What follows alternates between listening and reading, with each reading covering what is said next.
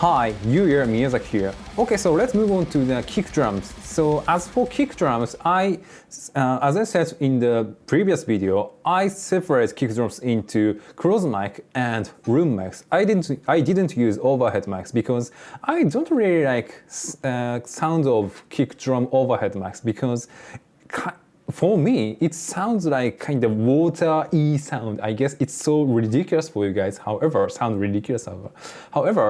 I feel that the kick drum overhead mics have kind of too much high end, I think. So then I don't use it. So in addition to it has tons of high frequency, it doesn't have kind of proper attack, I think. So that's why I don't use overhead mic of kick drums. Then, okay, so let's listen to the kick drum closed mic and room mic.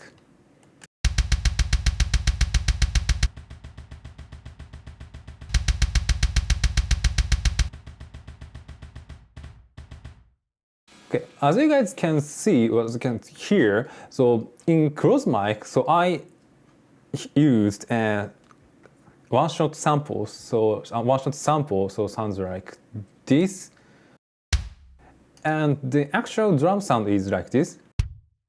Okay, so let's compare to the without and with. Okay, without.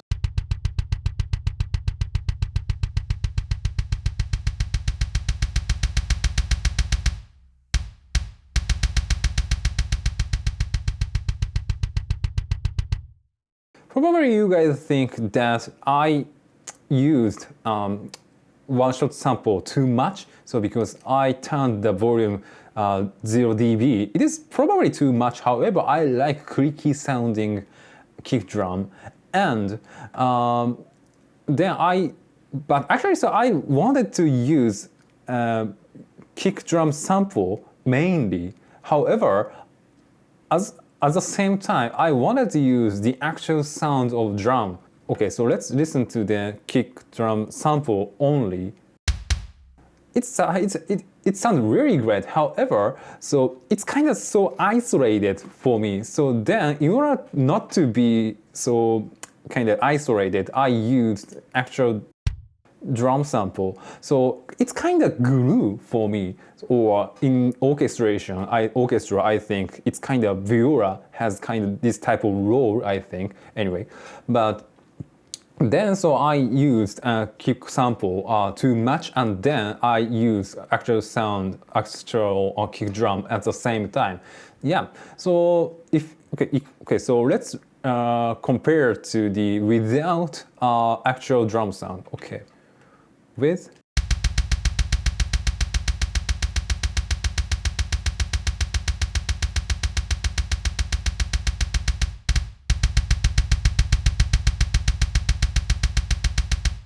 There are tons of differences, I think. So minus 4.4, I think. Now this is probably the default value, I think.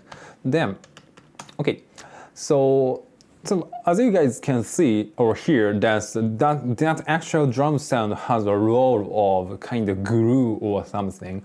Then, so if you, so probably you guys have experienced that. So when you are mixing drums, then the drum sound is too isolated. So then it's kind of, for example, it's kind of, so drum is kind of in the other rooms. That's why I say always isolated.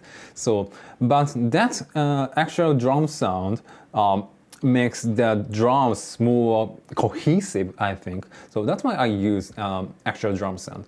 Okay, then so let's move on to the actual processing. So, okay, sorry, I forgot to say that as for kick drum sample, I used the metal kick drum 07 phase kick 06. So I put the link description down below. So then if you want to use it, so please download them. It's actually, this is really great kick samples I have ever seen in free libraries, I think. So this is really high quality library. So if you haven't checked this library, you should check it out. It's so great. Anyway, okay, let's move on to the actual processing. So, okay, in this video series, I'm going to use M equalizer by Melody production. So let's listen to the kick drum close mic carefully. So I said I love creaky sounding drums. However, I hear some fizziness of higher frequencies around, around 8 kHz. Then I use this low pass filter. Actually, I always use high pass filter and low pass filter to that you would not do these track fizzy or kind of too much not to have tons of low frequencies. So I always use filters. Anyway, then so I use low pass filter to get rid of excess fizziness. So okay, let's listen to that.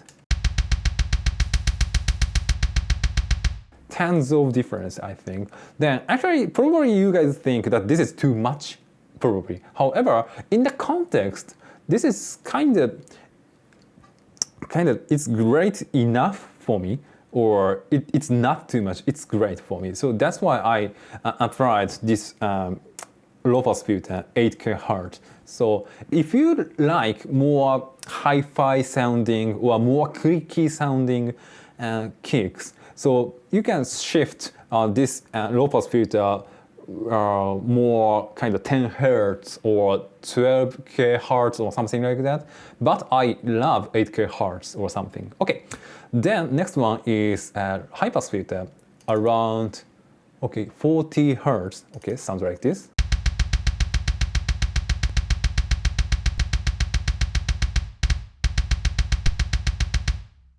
It's too hard to tell the difference.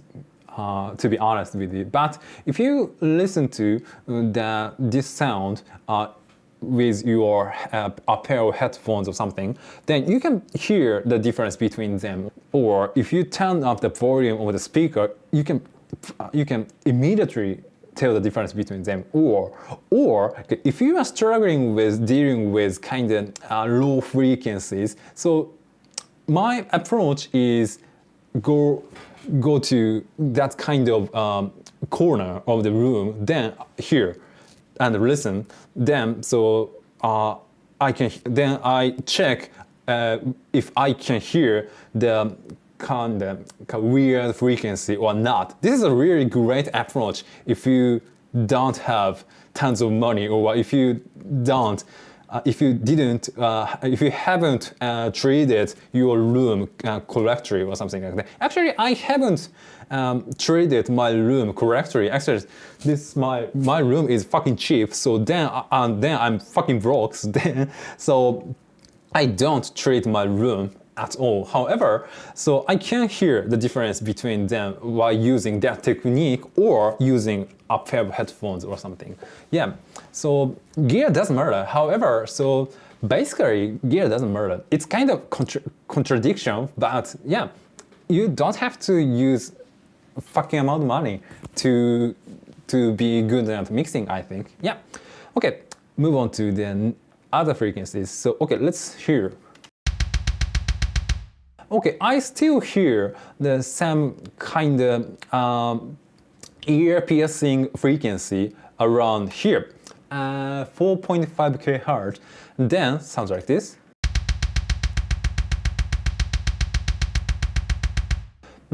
Probably too much, as I said earlier, but in the context, it's good. Okay, next one. I hear some kind of paper-y sound. It's so ridiculous.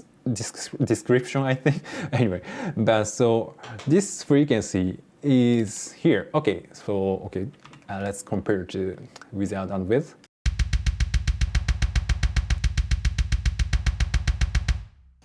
Huge difference.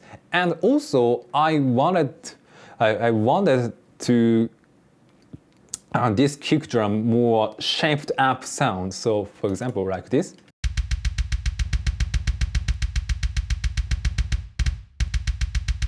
it's tightened up. So this song is really fast. Actually this is 220 BPM, I think. I forgot. Okay, let's check it out. Okay, 220 BPM. So it's 220 BPM. So this is really fast. So then in order to get it tightened up, so I cut this frequency to a really big amount.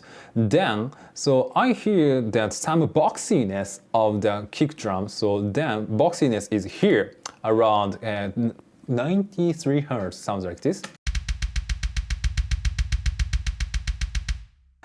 This frequency also tightens up the sound of kick drums. So if the song is slower, I would cut -3 dB or -2 dB or something. Of course, it depends on the kick sound, the sound of kick itself. However, probably, yeah, somewhere around that, I think. Okay, so let's listen to the bypassed and unbypassed one. Okay.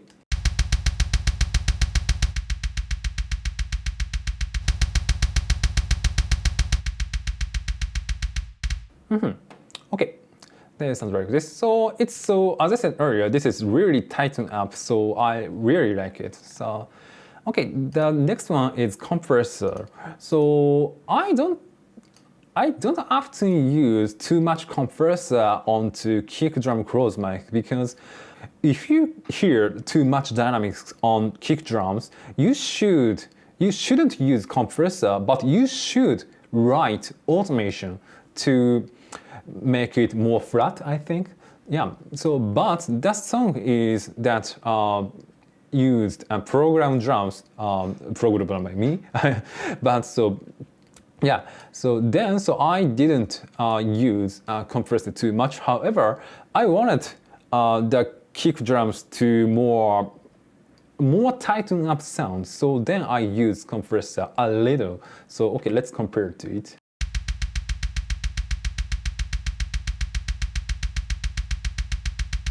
Difference is really tiny, I think, but so gain reduction is -20.57 or something. Yeah, it's not a big gain reduction.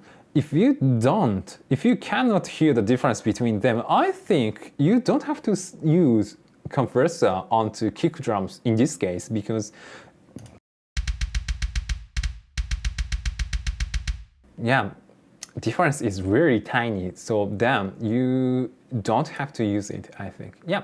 Then next up is Saturator. So actually I haven't used any analog gear or fancy analog gear like 1176 or Neve EQ or 1073 or Fairchild compressor or something like that. I haven't used such a fucking fancy gear in my life. However, I wanted some kind of analog-ish vibe, I think. So then I used this saturator, BPB saturator, to add analog vibe or tape or tube sound.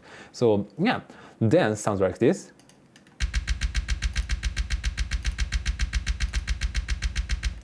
So probably you guys can hear the difference between them. So if I turn on this saturator, I can hear some kind of punchy mid-range or rich mid-range, and I can hear some saturation on high end. Okay, let's compare it to it again. But really tiny difference, and kind of role of this saturator for me is that to compensate that mid-range I cut in the equalizer section.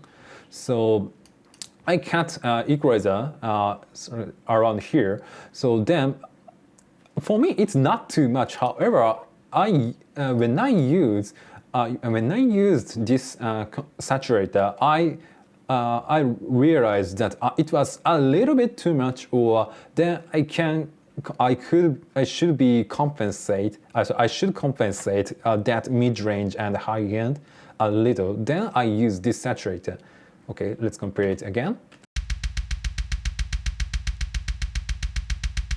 Yeah, really, yeah, so tiny difference, I think. So then if you, yeah, as I said earlier, if you cannot tell the difference between them, you don't have to use it. Yeah.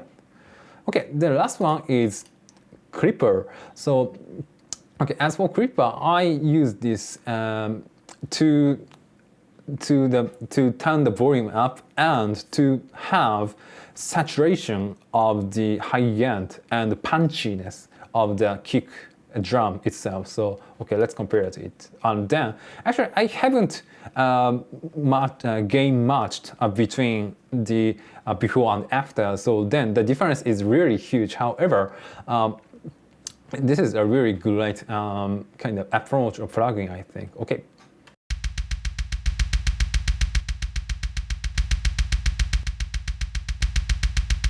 Yeah.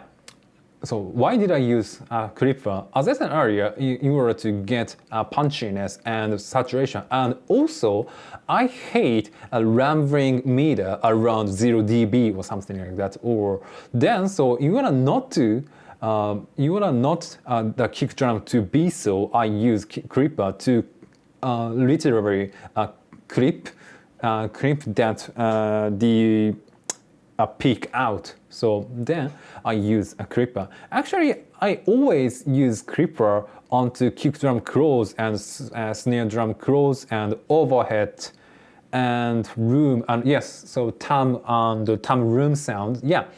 So I don't really like kind of if the track is clipping or not. So then I use clipper or I like having tons of headroom on every single track. Yeah. Okay, so the second one is a kick drum room mic. So basically, I use the same processing onto kick drum room because so especially equalizer because so I don't really like checking the phase issue. So phase issue is a really kind of huge enemy for kind of metal mixing. So if I use so other EQ or other EQ curve, then the low end of kick drum close and room mic is going to be conflicted. Then the low end is going to be kind of attenuated. So then I use the same equalizer onto the kick drum room mic. Yeah. Then okay, so let's listen to before and after. Yeah. So thanks to this equalizer, I got rid of some paper-y sound or excess amount of airy sound, I think. So then I use this equalizer and this technique. Actually, as I said earlier, this is the same equalizer from here. Actually, yeah. So I always do like this. So yeah, it's so easy.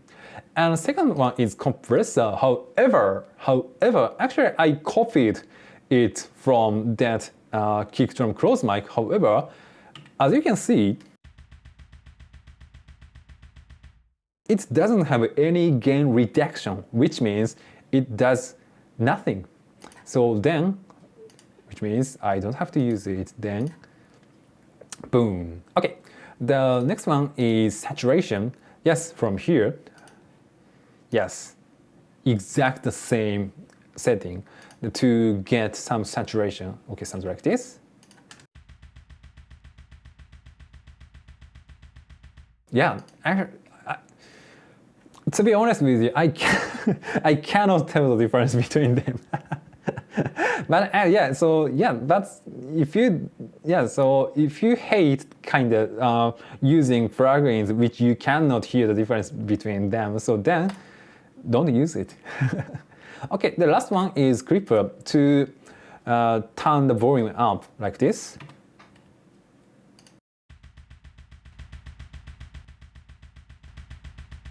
And to have some saturation like this. So, okay, so let's compare to without and with at the same time, for example.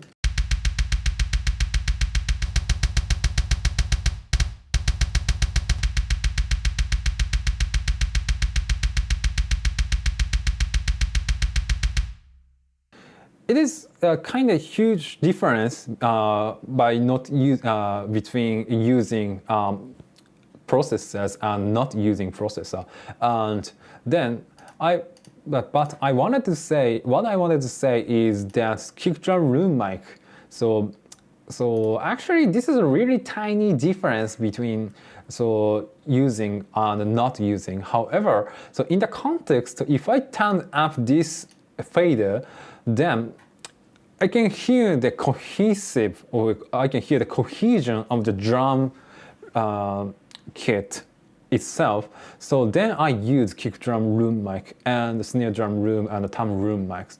Actually, I cannot explain the difference between them in this video because I haven't processed the other track then, so you cannot hear the sound in the context. However, so it's going to be kind of, you are going to be able to tell the difference between using a kick drum room mic or not using kick drum room mics. Believe me, it's a really great kind of technique for me. Yeah.